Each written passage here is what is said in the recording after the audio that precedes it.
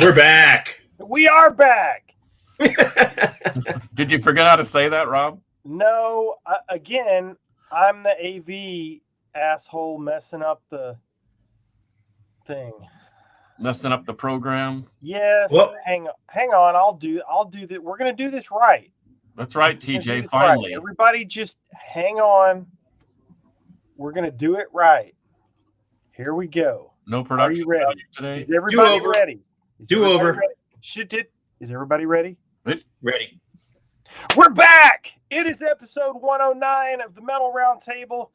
I am Metal Rob, and with me, as always, is the great Carcass John, and no longer the new kid on the block, the great Scott Sparkling Waters. Right What's on. up, boys? What's up? Hey, How's everybody doing? doing well. We It's were an out last adventure. week. Today We were was an glad to be adventure back. getting here. What's that? It was a real adventure getting here today. What You know, happened? some days are easier than others, but I mean, you know how far Mansfield is from where I live. I do. Yeah. Well, Yeah. let's just say I left at 4:06. Oh, yeah, that was a trick. Thanks for Old Blue though. He got me. He got me here. Yep, I've seen Old Blue in person. I think I even heard the turbo kick in on the express lane. So Carcass got a new car. Yes, he did. Hey, you guys got any shout outs? Well, first of all, before we move on to the shout outs, Scott, can we talk about what we were just talking about? Yes, absolutely Okay. can. Well, then I would like to start with a shout out. Go for it. Can I show the same thing I just showed? Absolutely. Show whatever you want. Do y'all know what this is? Let me get that focus there. Maybe it'll focus for a second. that looks like the Gamma Side original DAT tape from 1989. It is. I met up with the governor on Saturday to get a couple of DAT tapes. And so my shout out is going to be to our show partner, Scott Waters. Why don't you tell us a little more about that little project, brother? Yeah, we officially have signed Rick Perry to release the Gamma Side Victims of Science album in its entirety. We're going to be doing a heavyweight 180 gram black vinyl reissue of that, and a CD reissue as well with some demo bonus tracks. Rob will be doing all the mastering on all this, so it'll be all freshly mastered from the original DAT tapes. All new. The artwork's going to be the same. The cover is going to be the same. The back cover is going to be similar, but we're going to have new stuff on the insides, including a poster. The original came with a poster, so I convinced Bill Bafford, my co-owner guy, to recreate a poster similar to the one that was in the original. So there will be a poster in it as well. So yeah, I'm pretty excited about it because I've been a fan of Gamma Side for a long time. So very cool. What about a trading card? I know you do that on some of your other releases. Yeah, that's not no trading card because that's not that's Rocks and Retroactive. Okay. I mean that's Retroactive and Greiter. Ah, cool. I know that some of the stuff that we work on comes with those, but hey. Yeah, usually my stuff comes with a sticker, and it probably will come with a sticker again, but Sweet. That's down the road a little bit. What about you, Car Crash? Yeah, in fact, I just saw Eddie. Fast Eddie, what's up, buddy? Yay! And speaking of Fast Eddie, our first guy to chime in was TJ Lewis. And I want to just say, I went to their album release show at the Division Brewery again, and it was an absolute crusher for an evening. 7 bands, including some new stuff that I never knew about, including Tribal Gaze, Gaze, by the way. And they just absolutely destroyed. And Forebode was sandwiched between Tribal Gaze and was it Caustic, or was it? I think it was Combat. Combat is like greasy death metal from Dallas, and Caustic is ripping black and thrash from Oklahoma City. So we're getting the Okies involved on our Texas metal scene down here, and it was freaking awesome. There was a ton of people there. there's a couple of new bands, Soledad and Amnesia Garden and Karusma. Correct me if I'm wrong there, TJ. But anyway, a good time was had by all. I got to hang out with the boys from Forebode, our house band, or one of our house bands. And so I shout those guys out, and we'll go from there. Yeah, I miss you too, Eddie. Go. Yeah, go, we do. go. I apologize for missing the show, but Nah. I didn't mean to cut you off there, Carcass. You would have been sandwiched. You would have been caught in a mosh for sure. Thanks to the Carcass and TJ for hooking me up with my goodies. Their tape is on the way in October, so we can expect that if you ordered it online. I ordered it online just so I could get the download so I could listen to it immediately. But anyway, that's my shout out. Texas Metal, and I'm glad to see the. Let's see, I have a 1, 2, 3, at least 3, another rendition of the Gamma Side Victims of Science. So, yeah, we really are back, man. All the usual suspects are here. Eddie, Donnell, Spicoli. I see a new name. I'm gonna hope I don't butcher this. Nanoy. Good to see you and meet you. He's asking Carcass if your PO box is the same. And then over on the YouTube channel, Gary, a mainstay in the comments section, and Frazier and TJ and Cassette Mayhem Dan. Cassette Mayhem Dan, I don't know where you are from, but dude, if you're anywhere close to DFW, you need to keep your eyes peeled for the stuff I've got coming to the 2 store locations where I stock stuff. Because man, Carcass has looked it over. Now it's not extreme metal or anything like that. In fact, it's barely metal. But man, I bought a classic rock cassette collection of a lot of sealed stuff, and you'll see that soon. Carcass has gazed upon it briefly. mm-hmm.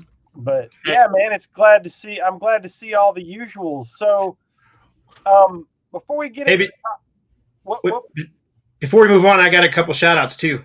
Oh, do it. Sorry. No problem. I wanted to shout out a couple of people. First of all, yesterday we lost Justin Murr from the melodic rock band Liberty and Justice. He died from COVID. And he was young, had children and a wife, and yeah, it's unfortunate.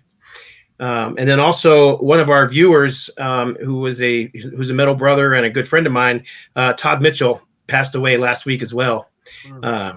So also from COVID, he was in his mid 50s as well. So and I had no idea. He calls me good once a week at least, just to chat metal and stuff. And I hadn't heard from him, and then I got a call from his wife letting me know that he had COVID and passed away in the hospital. So yeah, we lost a couple of metal brethren. So I thought I'd share that information.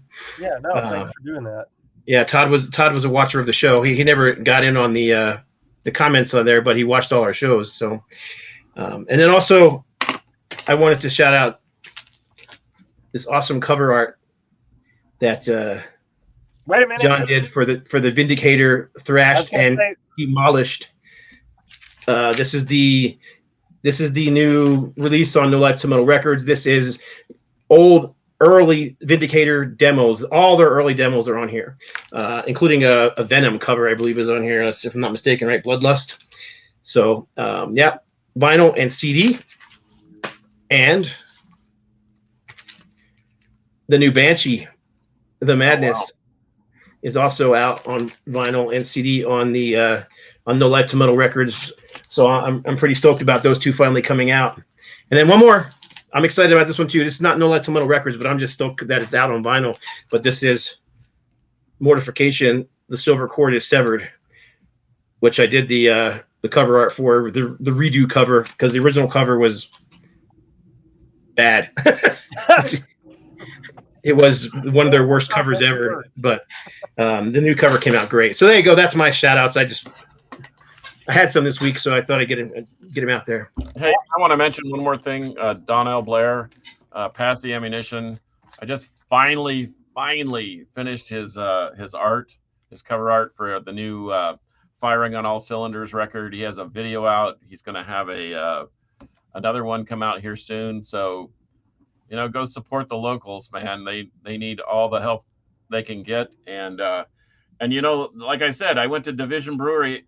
The only band I knew of was our house band Forebode, and I was happy to see them. But man, I had discovered 6 other bands, and they were all killer, and they're all from this area. So you never know what you'll find if you just show up. That's awesome. So if you're feeling up to it, show up. And yes, COVID is no joke. No, it is no joke.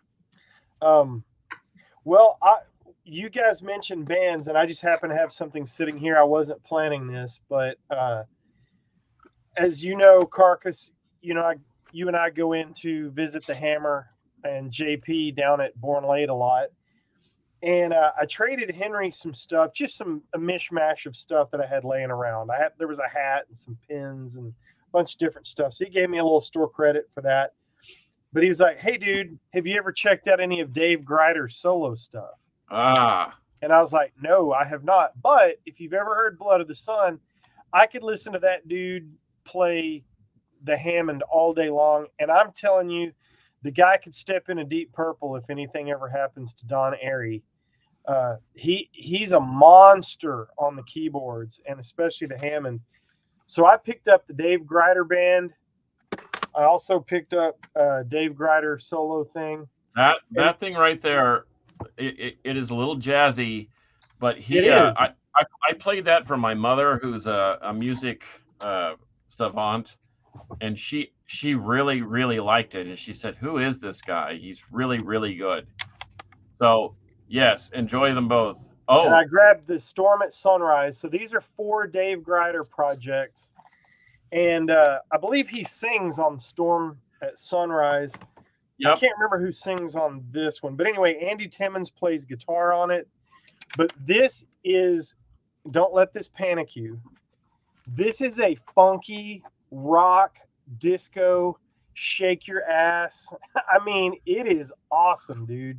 So of the 4, I've only listened to 3 so far. So I've got another one of the Storm at Sunrise albums to listen to. But this one's my favorite. I absolutely dig it. I was really stoked about Henry's recommendation on these, and I'm glad to have them. So, cool. Well, he has an immense and amazing record collection, and some of that influence on that particular album comes from some of those early bands like Fresh Start and so forth that have a funky vibe to them, but they're rock, and they might even have horns in them. Yeah. So, in fact, he gave me a comp one time that said rock and roll with horns, and not like this. It was with toot toot. Yeah, it was pretty cool. The best way I can describe it for me was it was just a really cool breath of fresh air, because we listen to so much heavy stuff. We work on so much heavy stuff, from melodic to brutal, and this was just really cool to kind of step outside and just hear the keys and the boogie it was awesome. Sorry, I slobbered a little bit or something. Gary I's asking, how do you spell Greiter? Gryder, Dave Greiter. And little interesting note about Dave Greiter, he might be the best drummer short of Gene Hoglan. Yeah, he was the original drummer for Rotting Corpse, and just one day woke up and decided he was going to be a keyboard player and taught himself how to do that, what you're listening to there, Mr. Roberto. But but Heaven's Force was one of his bands. You might check that out if you can find it. Dude, I have that is a Dave Greiter special, and that thing rips. And the early Rotting Corpse stuff, those demos have Dave Greiter playing drums, and it. Ask JP about the history of Dave Greiter and Rotting Corpse. It's funny. It's a fun adventure. We need to get him on. That's what Henry keeps telling me, to get him on, because he would have so much to talk about. So maybe we'll do that one of these days. Yep. So yeah, the floor is yours, Dave Greiter. But yeah, there's some love for that stuff. I don't think that stuff gets mentioned enough.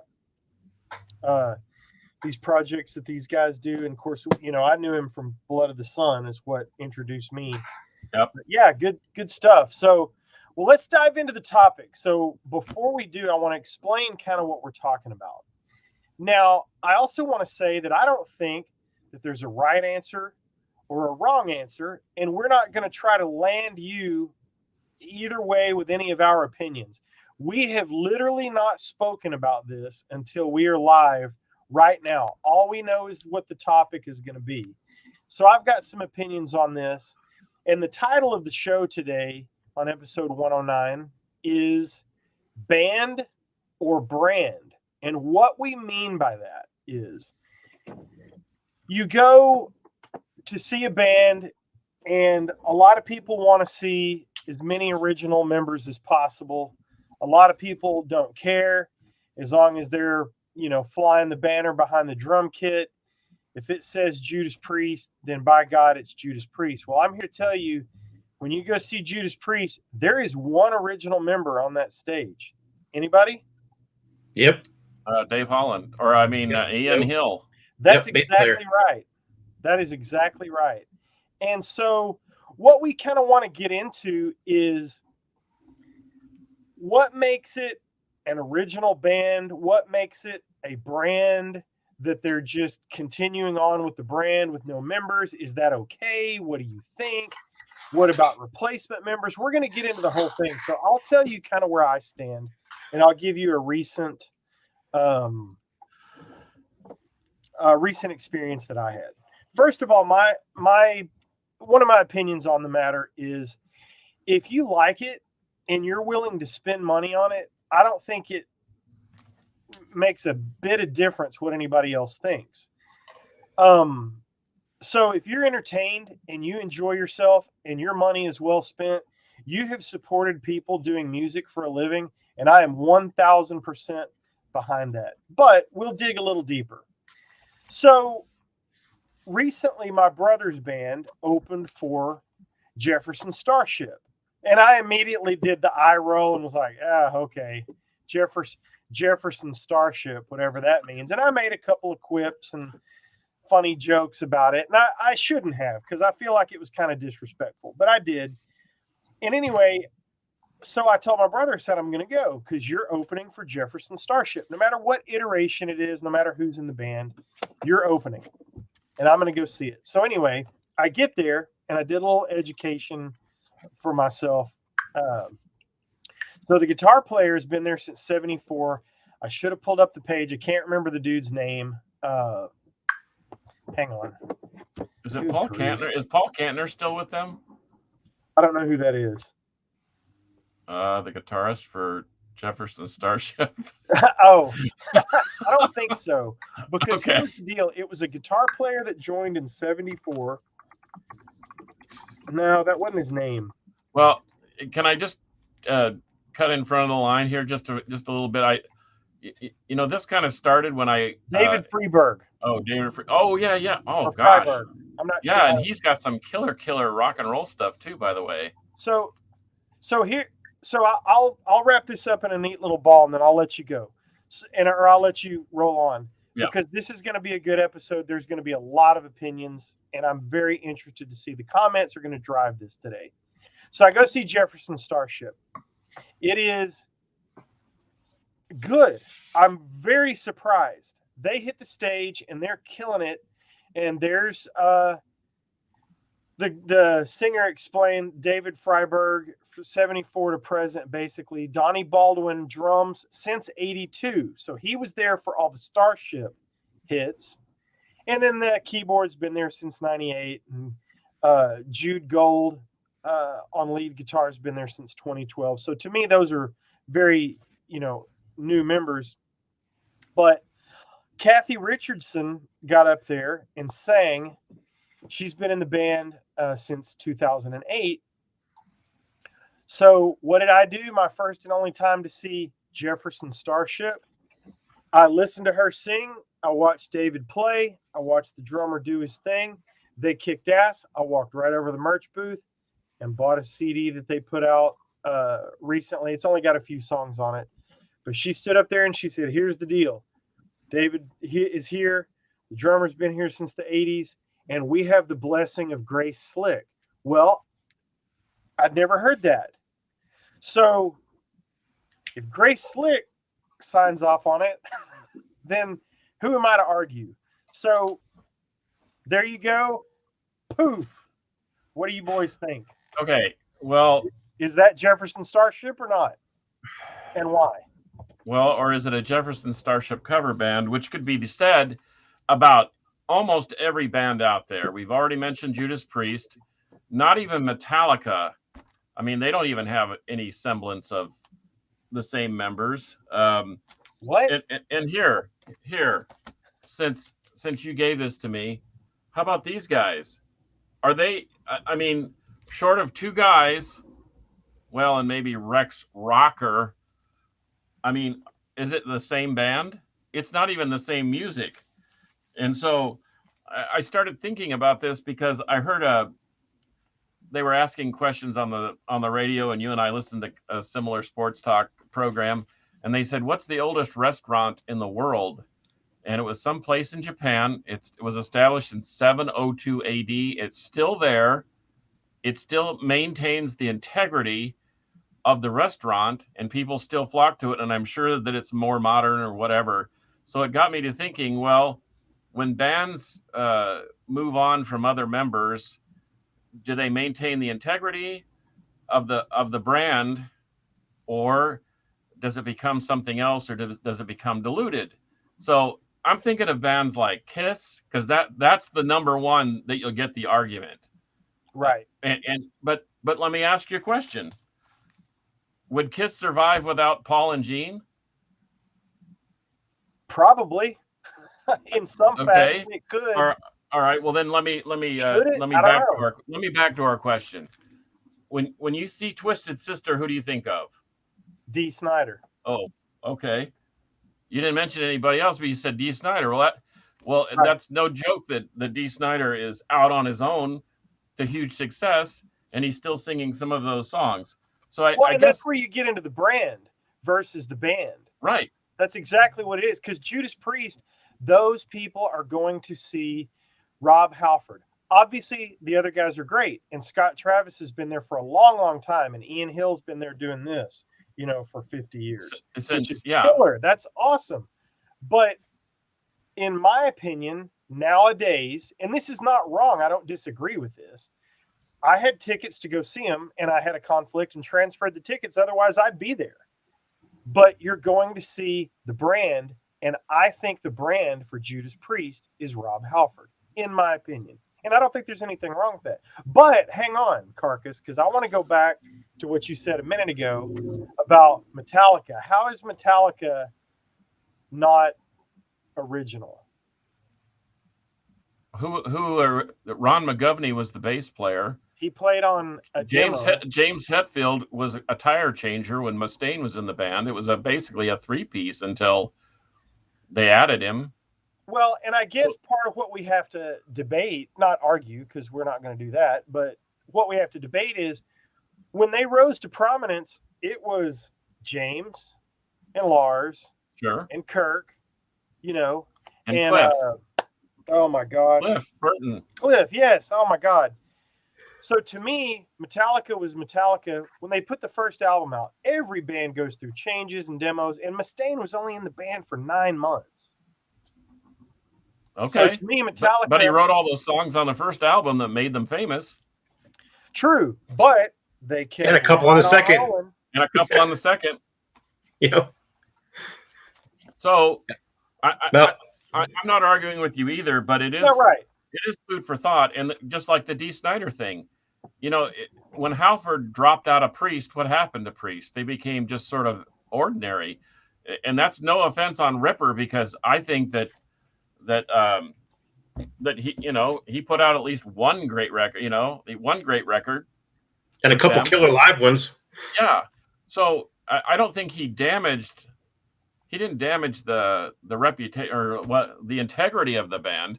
It's just that people like you thought Halford is Priest, just like Dee Snider is Twisted Sister. I mean, Dee Snider could have made up a couple dudes off the street and had a couple of his buddies that are playing in his current band. I mean, Charlie Belmore could have put on a wig and become, a guitarist and dolled himself up and wore pink spandex, and that'd have been Twisted Sister because of Dee Snider. And I guess my problem with it's not a problem, but sometimes I look at a band like, for example, on the unfortunate passing of Dusty Hill, I'm not sure I could see ZZ Top with another bass player. Man, Because they're doing it. They I are know they're doing it, but it's just like seeing Rush. I'm sure Marco Miniman or Mike Portnoy or any of those monster drummers, Terry Bozzio, could pull off a quality Neil Peart impression. But I just don't want to see it. However, I'll go see Priest. I'll go see Saxon in their current rendition. I mean, heck, even Overkill, one of my favorite bands, they're not even anywhere close except for Dee Dee and Blitz. Yep. right. And they go through drummers like there's a revolving door there for some reason. And again, my argument, again, not argument, but my point on Rush is I never saw Rush. So if they put something together and go out as Rash or whatever, Rash. you know, I'm going to go see it because I missed my chance to see them. I've also never seen ZZ Top, but man, with Rush and ZZ Top, I feel like that is an elite level, top shelf thing that you can't tinker with the magic. Now, had they gone on for 2 decades with a different drummer, I think we'd have a different opinion. Had ZZ Top gone on for 2 decades with a different bass player and everybody just gets used to it and they put out records and they do the whole thing, I think we would have gotten used to it. So once again, are you going to see the band or the brand? So, well, what about Iron Maiden? well, yeah, another one. Not the original singer, not the original drummer. Not the original guitar players. Yeah. But again, the classic lineup, the first 2 were great, don't get me wrong. But where they hit their stride was the difference maker in Dickinson in 82 when they put out Number of the Beast, and then they went like this. So to me, that's at least the classic Maiden. And Iron Maiden purists are going to argue that, and that's totally cool. We're not here to change anybody's mind, but what do you think, Scott? My opinion is kind of split. You know, in some ways, I think like a band like Molly Hatchet. I love Molly Hatchet. Matter of fact, I grabbed this one out just because this is one of their more recent albums. There is one original member on this album, and he didn't even write any of the songs. The founding member, Dave Flubuck, played on the album, but he didn't write any of the songs, and he's gone. As are all the original members of the band are gone. Even some of the early replacement members have died, like Riff West. So there is no original members left in the band, but they're still out there playing shows. They're still out there making good music. They're keeping it in the spirit of Molly Hatchet. So they're still playing that heavy Southern rock where they're mixing, they're mixing the Skinner sound with heavy metal or hard rock, however you want to call it. And so I've seen that incarnation of the band several times, and they were great, and I really enjoyed it. The same thing I saw Thin Lizzy. And Thin Lizzy, the first thing I think of is Philip Lynott, right? But I went and saw an incarnation of Thin Lizzy without Philip Lynott when they were just playing all Thin Lizzy songs. And, man, I closed my eyes, and I just freaking loved it. They were keeping the music alive. Yeah. It was fantastic. But then there's other bands that I find it a little harder to get you to be into. Like Molly Hatchet is, that heavy Southern rock sound. You also got Blackfoot. Those guys are still out there making music and putting music out too. Now them, I have no interest in seeing. Zero. And I don't want to even hear their new records because that incarnation of the band, whereas Molly Hatchet was around for all these years and they just kept, different members are sliding in and out. I mean, John Galvin's been in the band since 84 and Bobby Ingram's been in the band since 86, I think. So those guys are still in the band. Blackfoot, it's a bunch of young dudes that were handpicked by Ricky Medlock to keep the brand alive. So they're out there playing Blackfoot songs, but none of them were ever in Blackfoot before. And most of them aren't even old enough to have been around when Blackfoot was big. And then they put a new album out, and it sounds nothing like Blackfoot. What's the point? I can see that. So let's throw a couple of names out there, and let's actually debate the topic. Is Kiss today, right now? Yes. Yes. I agree. I supported Kiss in the 80s when they took the makeup off and all the different incarnations of that, and I enjoyed it, and I liked the music, saw them live, and I've seen the most recent incarnations of Kiss as well with, the other guys wearing the makeup, and that's, I think, what makes it hard for people. If they would have not put Ace makeup on somebody else or Peter makeup on somebody else and then try to erase Ace and Peter from the whole thing, I think people would have less of a hard time with it. Just take them. Those Ace and Peter stand-ins have been in the band 25 years. Yes, and there's nothing wrong with that. It's just Ace and Peter were actually in the band 7 or 8 years, and then they had the little, oh gosh, we feel sorry for these two guys. Let's help them make some money, and they made a couple of $1 million on tour with Kiss, and then they got booted again. So, but yes, the integrity of Kiss, the brand, the music, the vibe, the whole show is still intact, I think. Well, and Kiss is the ultimate brand, period. If they succeeded in anything, it was branding, and that brand will never, ever die. So Gene and Paul, they worked that to the nth degree, but I'm going to tell you who I think is second behind Kiss in hard rock and metal. Who do you think that is? That have built the brand? Say that again. Who's built the brand? Kiss, number Besides one Iron brand Maiden? builders in music history, in my opinion. Iron Certainly Maiden. hard rock. Who's next? Motorhead? Iron Maiden. No, I said Iron Maiden. That's what he said, Iron Maiden. Yeah. Oh, I didn't hear you. Sorry. Yeah, I agree. Iron Maiden's got a brand too, and so does Motorhead. Oh, you know what? Eddie brings up an interesting topic. How about the Misfits? Man, I know nothing about the Misfits. But you've seen that iconic face, right, and you know exactly what it is. So talk about building a brand. I mean, I think their music is okay. People worship them.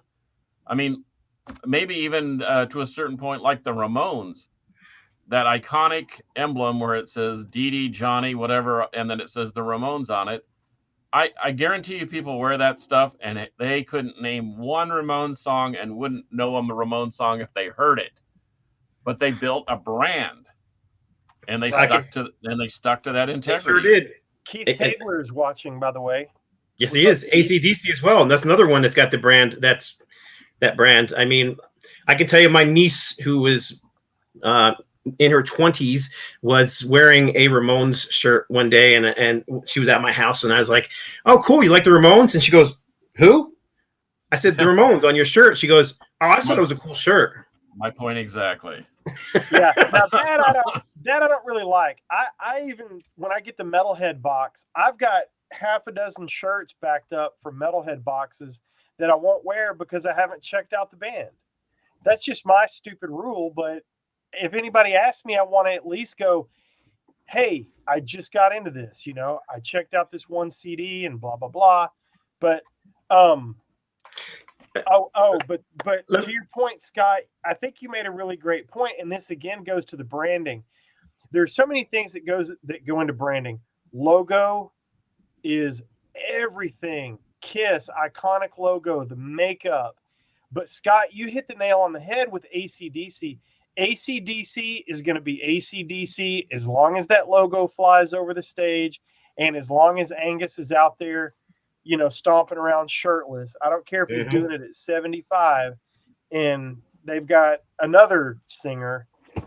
It'll be AC/DC. So let me ask this then. Now that we've talked about can you do it and all that,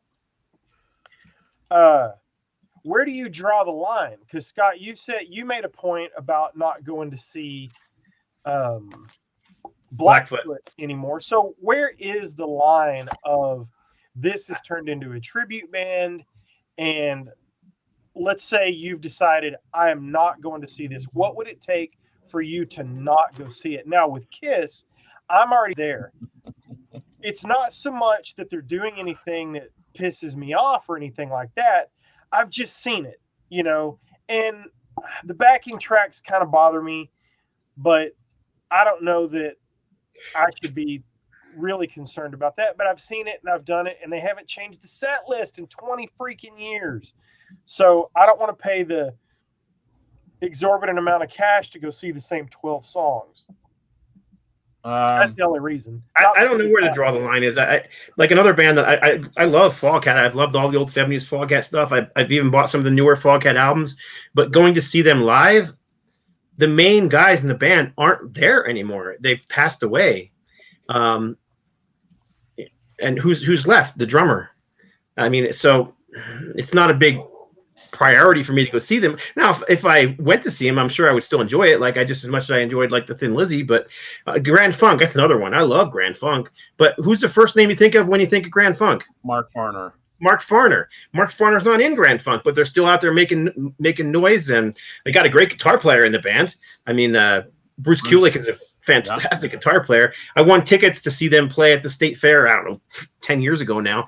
And my wife and I went to see Grand Funk, and I had no idea who was in the band at that point. I knew Mark Farner wasn't there, but it's still Don Brewer and Mel, isn't it? Yeah, it's still them.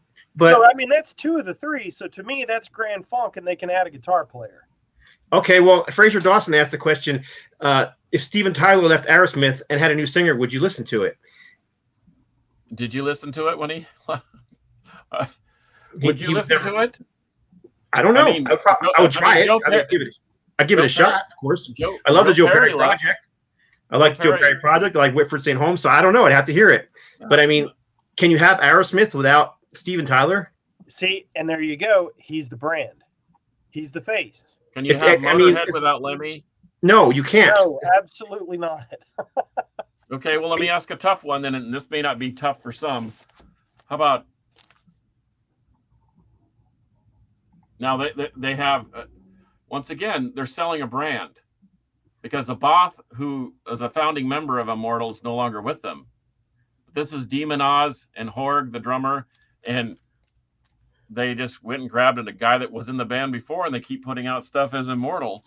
Eddie Van Halen's another one. Can Van Halen survive without David Lee Roth? Absolutely. They got Sammy Hagar. Well, can they survive without Eddie Van Halen, though? Nope. Probably not.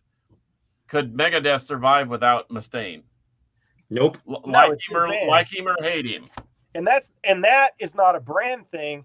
It's his freaking band. He's Megadeth.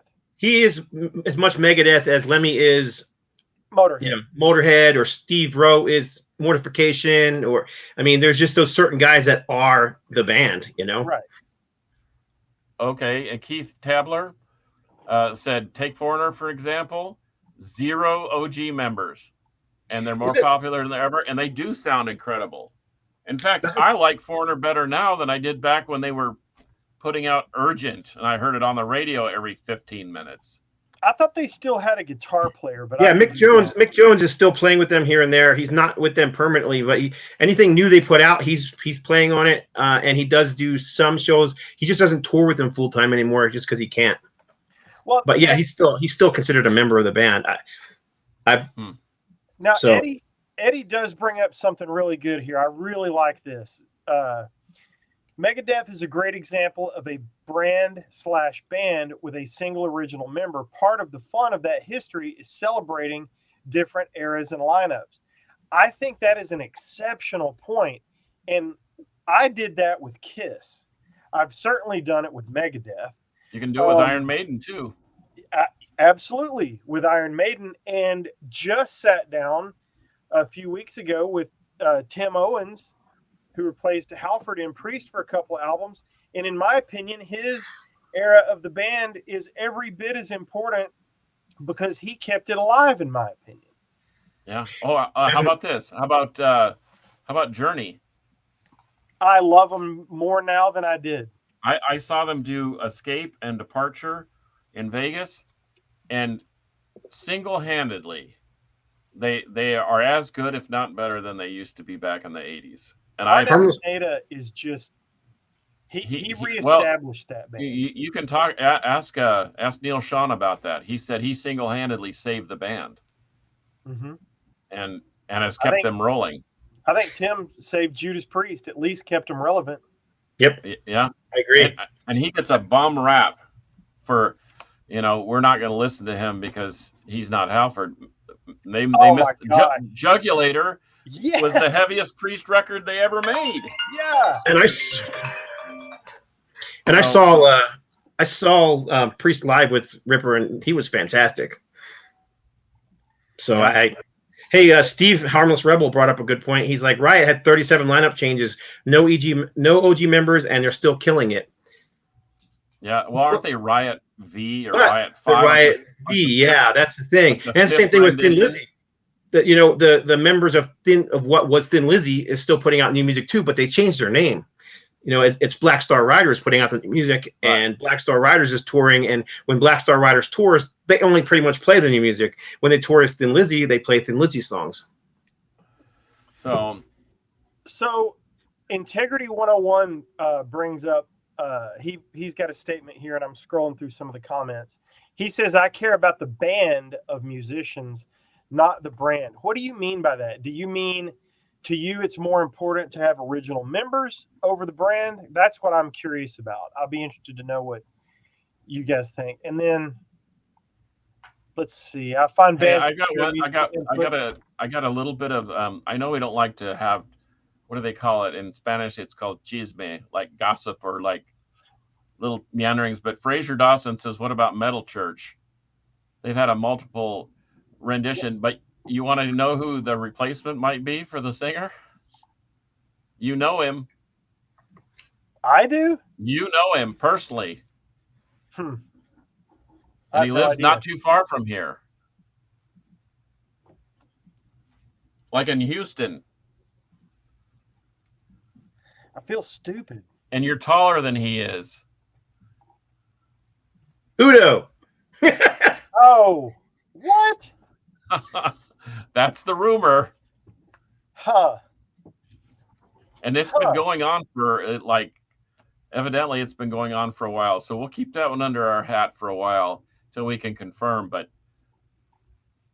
ask the poser. He knows more because he sells this guy airline tickets. So I want to go through a couple. Was I right with Udo? That was correct? No. Oh, no. Who is it? Should we say? No, we probably shouldn't say. Okay. But he's a prominent member of Hellstar. Oh. I didn't say any names.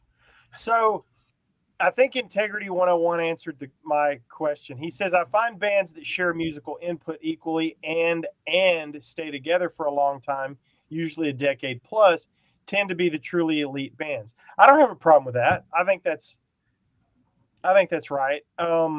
Leonard Skinner, Potato Fry said Leonard Skinner needs to stop. See, they're another one. I've seen them many times, and they're still really good. I mean, you still got two original members in the band, and you got the brother of the original singer in the band. So, yeah.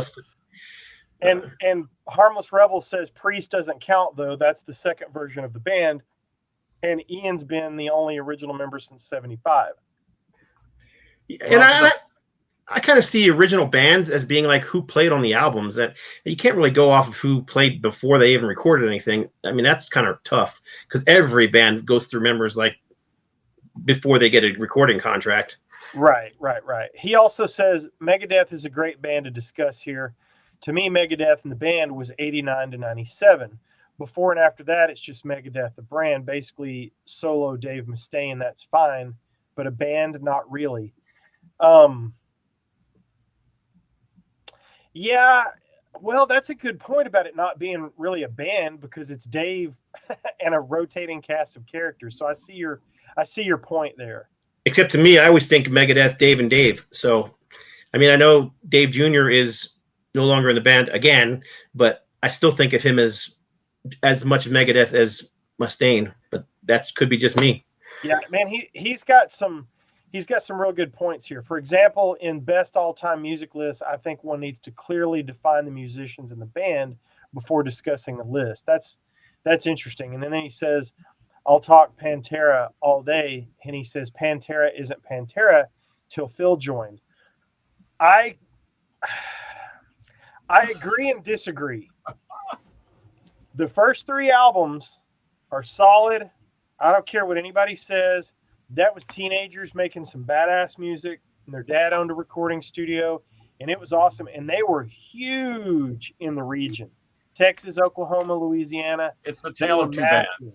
But I think, to your point, it is the tale of two bands, because when Phil came in, the trajectory went through the roof, and that's also when they gained mainstream popularity. So he did put the key in the ignition and start the car with power metal. So I see both sides of that. But Pantera was the Abbott brothers. Phil threw gas on the fire. That's kind of what I think. And certainly changed the direction of the band. There's no doubt. Potato Fry 123 says, look at the Who after Keith Moon died. Never did anything good after that. I don't know about that. I don't know. Who's next? There's nothing in their catalog that even gets close to that. I don't know, man. Even like I just actually pulled this single out. I even like songs like this. I mean, this is. I mean, they have good songs. Don't get me wrong. You Better You Bet is not a good song. It's a good song. Yeah. How about the Rolling Stones? They're out touring, and they've got Keith and Ronnie, who was an original member. He took over for Mick Taylor, who wound up the bottom of a pool, and Bill Weinman's been passed away for a while, and now Charlie Watts is gone, but it's still Mick and Keith, just like Gene and Paul. So Gary Ireton makes a really good point here. This is interesting. So tell me what you think. Fleetwood Mac is a good example. I've seen many incarnations, but the best, in my opinion, is Buckingham Nicks, the classic lineup. There's a chemistry. Sometimes it's about the chemistry too. I think that's an excellent point. I can agree with that. I can agree with that too. Sometimes the band's sound changes when members change. Sometimes the band sound doesn't change all that much. But I mean, I know a band that's not real popular, but a band that I like is called Biogenesis, and they've got 6-7 albums out, and they kind of had this chemistry going with them when they put out the last couple albums that I really dug. It was a sound that was all their own. Well, now they have a new album out with all new members, and it doesn't even sound like the same band. Now, I'm not saying it's bad. Don't get me wrong. It's just not the same. Right. Man, have I listened to the band on the shirt I'm wearing now? Yes, this is Spinal Tap. This is my Spinal Tap shirt. There's none more black. So, yes.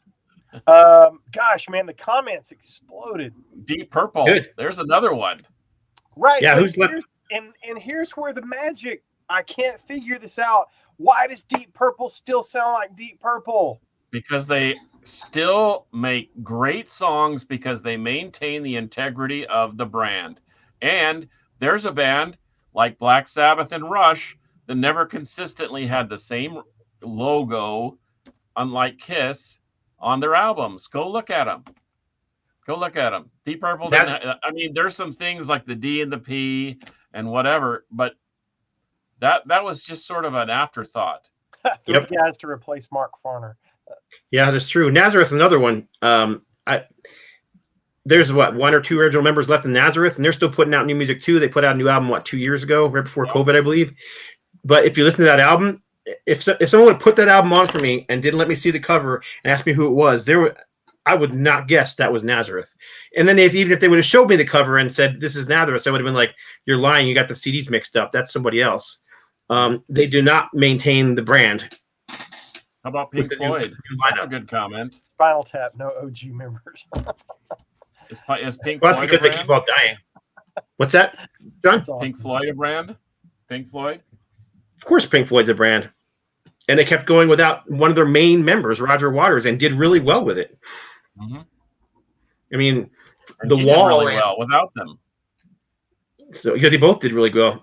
Uh-oh. Then again, so did Black Sabbath without Ozzy, and who would have thought that back in Yeah, but 1970? by the time that they were doing Seventh Star, it was Tony Iommi and Glenn Hughes and Eric Singer and whoever else they could find in the studio. Was it really Black Sabbath? No, and it wasn't supposed to be either. That's another thing. A lot of times it's record companies forcing people to put albums out under those names. The last Twisted Sister record, Love Is for Suckers, was supposed to be a Dee Snider solo album, but the record company wanted a Twisted Sister album, so they ended up doing that. Same thing with the Black Sabbath we just talked about. That was where we won't release this under your name. We have to release it under the Black Sabbath name. So what are you going to do with that when that kind of stuff happens, you know? Let's see. Okay, greatest band of all time. The greatest band ever steps on stage and plays a full set of songs written 100% by the guys on stage and only the guys on stage. Who would that be? Nowadays? ZZ Top until a few Until, months ago. yeah. Would have been Rush until a couple years ago. Yeah. It's not Motley Crue. It's not Kiss. It's not Slayer. It's not Judas Priest. It's not Iron Maiden. Slayer finished their final tour with two guys that hadn't even written on what, 7 other albums. I mean, Aerosmith. I love Gary Holt. I think he's a great guitar player, but Aerosmith could get up on stage and play the entire Rocks album, and it would be all the original members. Okay. I would pay money for that. Mic drop. Yep. Yeah. I would. They're one of the few that are still have. I mean, they're struggling to do anything anymore, and their last album was horrendous. But it's still the same guys. How about U2? I'm not a U2 fan. Well, you're not a U2 fan, but they're huge. I was speaking of U2. This is a comment. I was on Facebook the other day, and inside one of the King's X groups on Facebook, and the bass player for Mr. Big, what's his name? Billy Sheehan. Billy Sheehan was on there and commented, King's X should have been a big band. They should have been bigger than U2. So anyhow, that reminded me of it. I was surprised to see. I'm not so sure about that, but okay. And there's the same 3 guys forever and ever. Amen. Yep. Yeah. And they're still doing it. They're working on their new album right now. Yes, they are. I'm a dog man. We've kind of set the comments on fire today, which I'm pretty proud of. I got distracted several times just reading the comments. Yeah, there's a lot of great comments, and I love that we can have so many people on here. So, yeah, man, yeah, totally. Well, boys, I agree with Keith Tabler too. Like you guys said, Pantera was 2 different. It was like having 2 different bands. So was Iron Maiden. It's like having 2 different bands to a certain extent. I kind of saw Metal Church that way too for a long time. I saw, there was and then they got a 3rd singer, and they put out a bunch of albums with a 3rd singer, and so it was almost like a Mach 1, Mach 2, Mach 3 lineup, like we have with Deep Purple with Metal Church.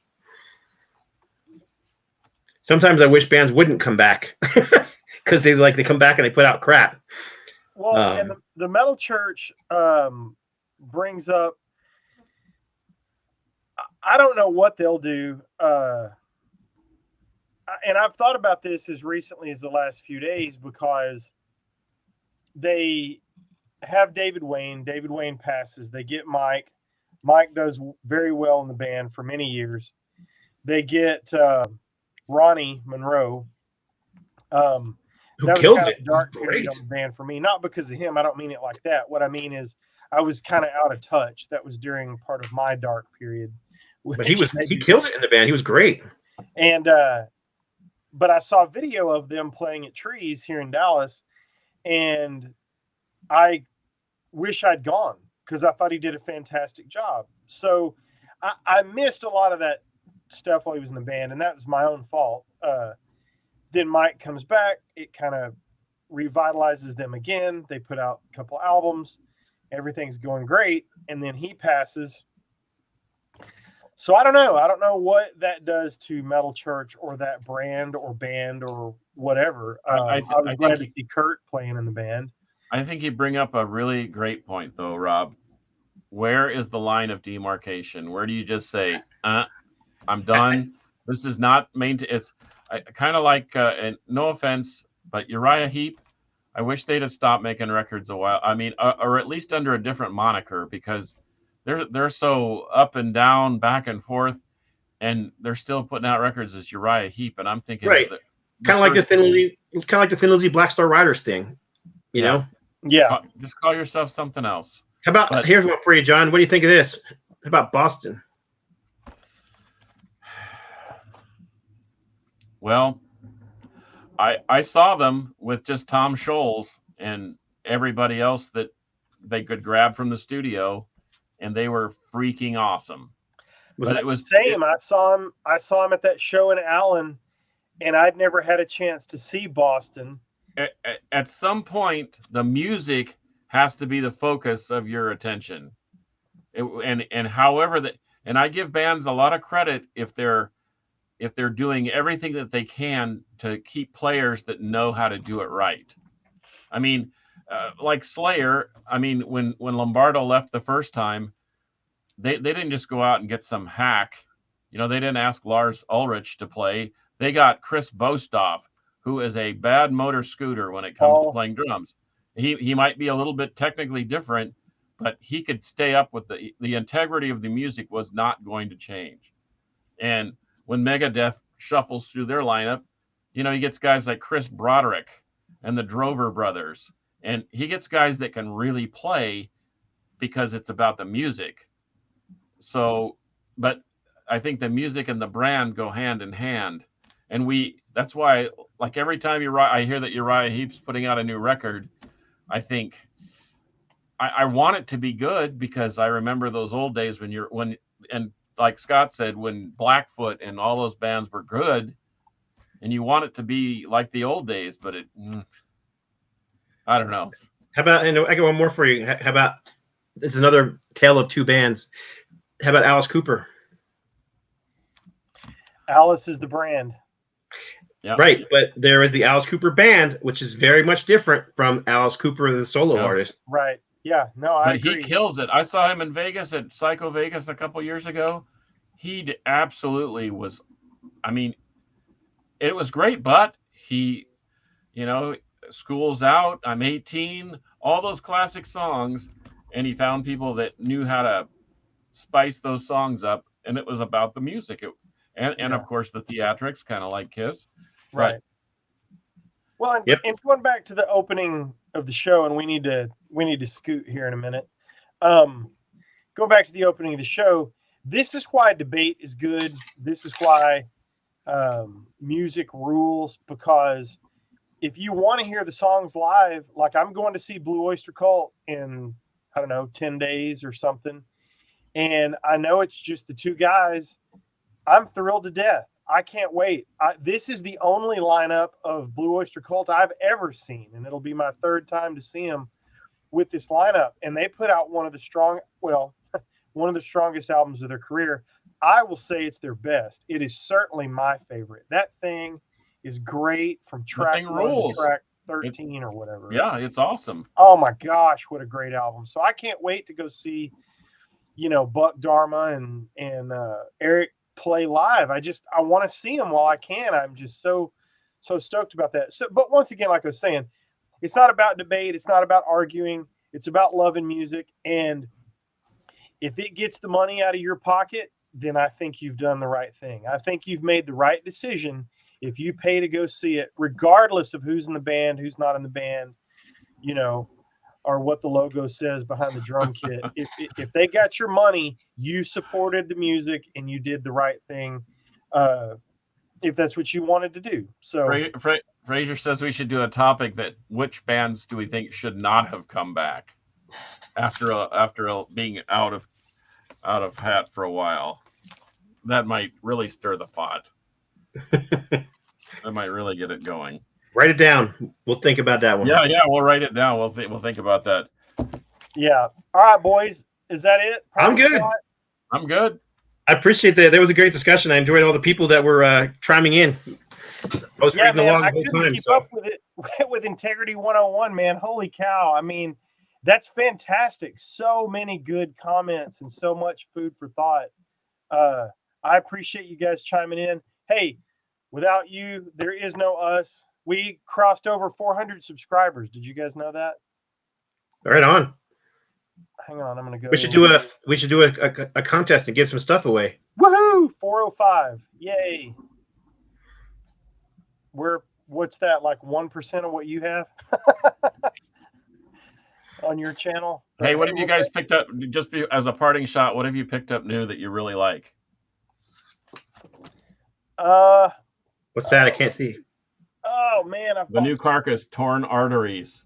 Lots of pictures of rotting fruit and vegetables. Pretty Dave awesome. Greiter Band. The Dave Greiter Band. Cool. Like you're talking like new releases or just a new? No, just something you picked up recently. I just got this in the mail today, so pretty stoked. I got this and I've been listening to it over and over again. Cool. And you got your box, right, Scott?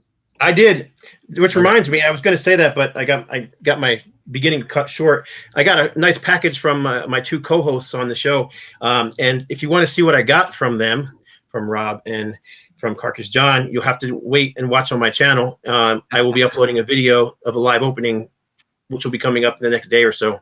Right on. No Life Till Metal. Cover up my Gamma Side record. No Life Till Metal on just search No Life Till Metal on YouTube or Scott Waters on YouTube. Cool. Right on. I'll take care of you on that shirt too. You said package. Okay. You and said with that multi-pussy. route- No, I did not. I did not say that.